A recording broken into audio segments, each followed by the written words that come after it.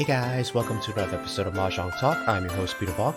If you're new to the channel, consider hitting a like, subscribe, and hit the notification bell so you'll be notified of my latest videos. Okay, so let's get started. I know it's been a while since I've uploaded. I apologize to you guys.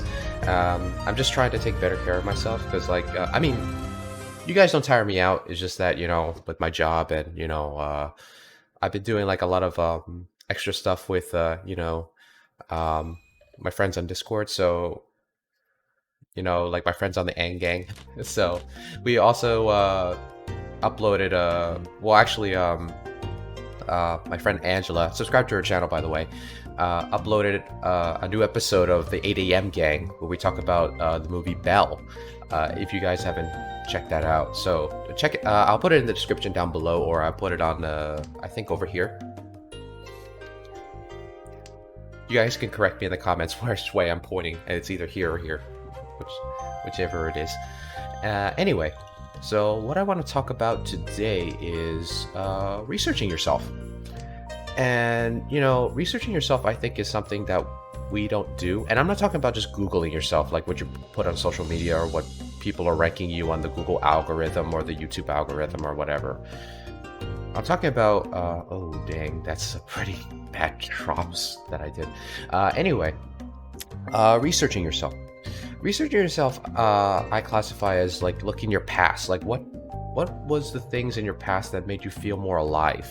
Like as a kid, what were you looking forward to whenever you went out to play with your friends? Or what was the thing that you enjoyed doing when you were a kid, when you like first got up in the morning, whether it be watching Saturday morning cartoons or eating cereal, like those small little mundane stuff. And the reason why I'm putting importance on this is because as we grow up, we begin to sometimes not reflect on that, and also we sometimes reject those sides of ourselves, because you also have to take notice of the negative stuff that happened in your life and the stuff that you kind of feel like, oh my god, I was such a silly kid back then. Like there were some times that when you were a kid you believed the tooth fairy was real, or certain certain beliefs that you don't hold today. And some people cringe at themselves for believing in such stuff. But the thing of it is that I ask myself this question, is that why do I cringe at certain things? And when I think about it, it's a very insecure answer when you cringe at stuff that you did in the past. You cringe at it, at least this is my answer I came to. Oh. Well, at least I didn't drop a 7, though. Oh, wow. That is some animation. Mahjong Soul is really updating their game when it comes to, the avatars now. Oh, this looks lovely. So anyway, why do we cringe? We cringe because we're thinking about, how either the adult version of myself or my current self views the situation now, and compares that comparison to how other people that are in the same age group as, say, myself, view that particular action. And it's a very insecure answer, I think, when we cringe at ourselves, because we always think of, if people knew this side about me, then, it's embarrassing and people wouldn't like me as much and all that stuff. Also, I try to look at deeper reasons why we cringe, and it's mainly self insecurities, I believe. At least that's the answer I came to. And I think about, okay, well, why is it that I did those things as a kid? And I had to think about that for a second. And as a kid, you basically the reason why you did all that silly stuff as a kid, like being so loud or saying hello to everybody or something like that, is because all these things, saying hello to everybody is not a cringy thing, but usually when you're a kid, people kind of cringe at the naivety you have as a kid, talking to strangers all the time, or the stuff that your parents would probably be like, oh, I'm worried that my kid will end up like A, B, and Z, just because they are so expressive about themselves and all that stuff. And that's a very logical fear to have, especially for a parent. Because as parents, there's this big expectation that we're supposed to teach our kids about the world and how the world works because of our experiences. But the truth of the matter is that the world doesn't have rules.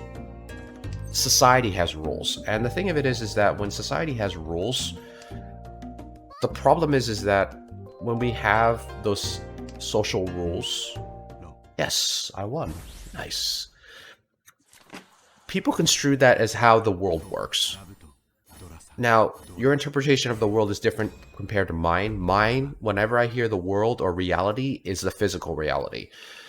I don't really turn society's norms or social constructs as the real world, as people would probably quote it as.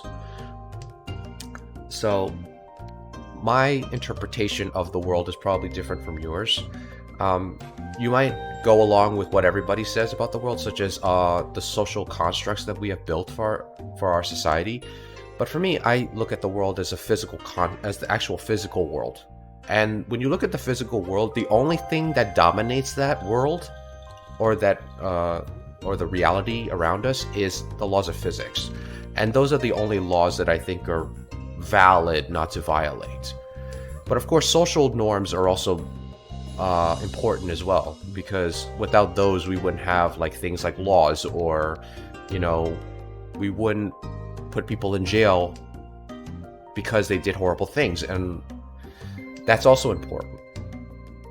But of course, there are also unwritten social norms that people think that you should know, but it's not really laid out in a textbook.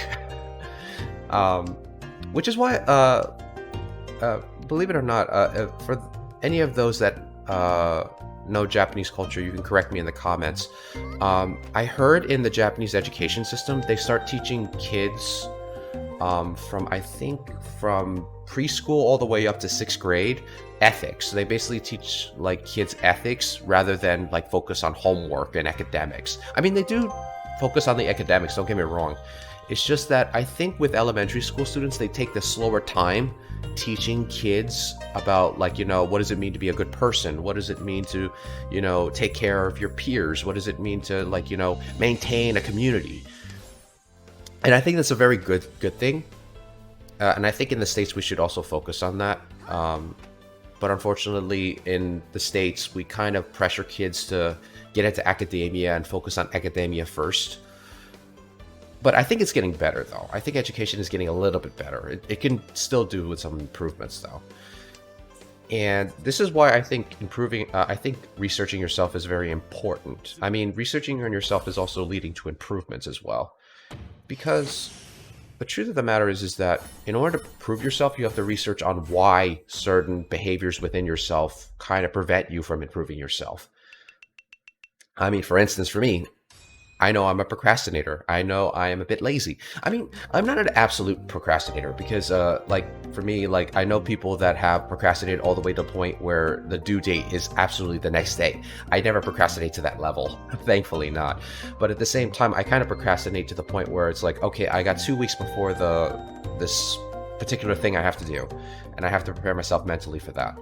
I don't know if that's considered procrastinating or not, but, I sometimes push back on things. But I think nowadays I've tried to hastily get things done, which is also not a very good thing as well, because sometimes when you hastily try to get things done, it leads to more stress, and that's not really necessary, especially when tax season comes by. Everyone is stressing on that. That's the ultimate homework assignment for every citizen, is basically getting your taxes filed. But what I want you guys to take from this is that basically I want you guys to basically look back at your childhood. What was it that what is it that you didn't care about as a kid that you kind of care about now? What was it that your parents said to you that maybe wasn't very helpful? I'm not saying your parents are to blame for basically the stuff that you don't have in your life because you kind of neutralize that side of yourself. What I'm saying is that what is the size that you neutralize yourself that is not kind of looked upon as preventing you from getting your goals. And I think that's basically what the important point here is. So for me, it's like, as a kid, I liked using my imagination. I also liked manipulating all the stuff around me, such as my toys. Like, I would probably like be in my own imaginary world when I was playing with my toys. And, you know, and that's the side that we all have lost, that creative sense of self. And I think that's the thing we have to bring back when we're kids. Because when we're kids, we feel like we're like on top of the world, and we really want to bring out the best in this world. Oh man, please don't be too much. Oh yeah, that's a bit much. 8,000. Oh. Okay, I'm in second place. I can probably try to get back on first if I do well on this. But this hand is not really looking good. Not looking good, too good at all.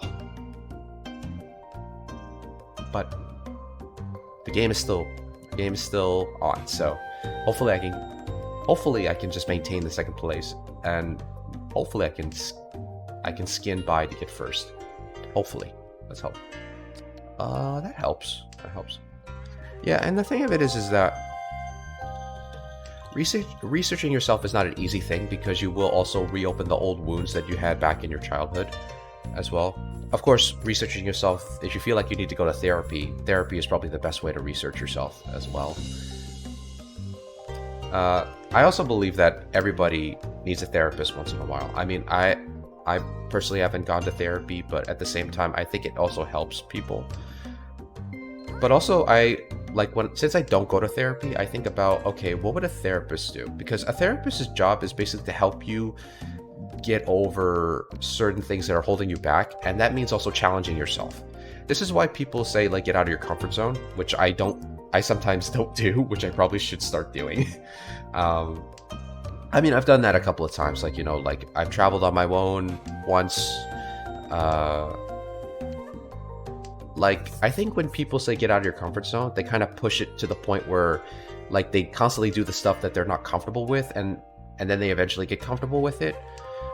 At the same time, don't be so hard on yourself that you're not really pushing yourself outside your comfort zone. I think it's just basically one step at a time, which is why I advocate against hustle culture, because I don't want you guys to get stressed out, because this world, if you take away the social aspect of, like, you know, all you have to be like, you have to work hard to basically get the freedom you need in society, because you're going to be trapped in this rat race and all that stuff. All that stuff, I want you guys to, like, not take in, because that's also toxic, and I want you guys to, like, live your well-balanced life. Sure, you work hard, but work hard at your own pace, and I think that's the most important thing. Oh, okay. So I maintained the second place, guys, because the guy that was in first place won. Oh, and he won big, or she, whoever this person is. And the main takeaway of all this, at least I went up by 60, is basically I want you guys to go at your own pace, but also find the perfect balance of challenging yourself and feeling like you're living your best life.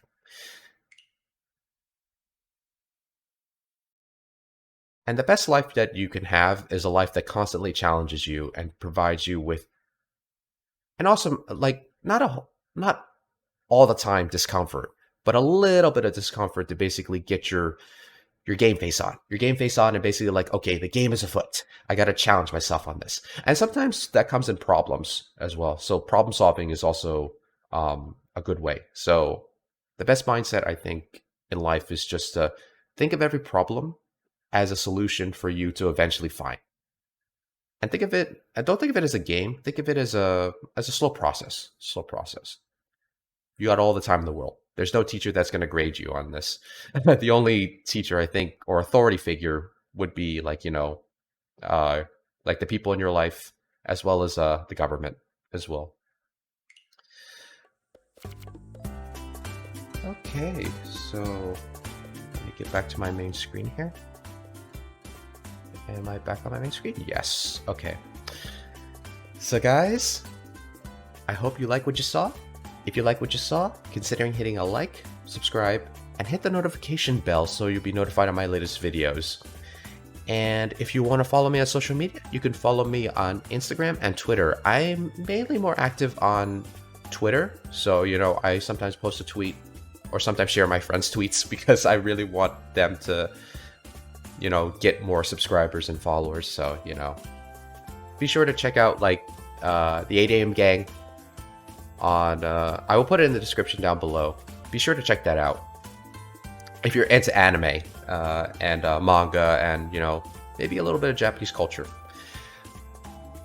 And also if you want to engage a game with me or any of my friends, or just talk about life with us in general, you can catch us on the New Rich Discord server, and you can post your thoughts there. And yeah, so as always, guys, everyone is precious. You're as precious as everyone else. And I will see you guys in the next video. Take care.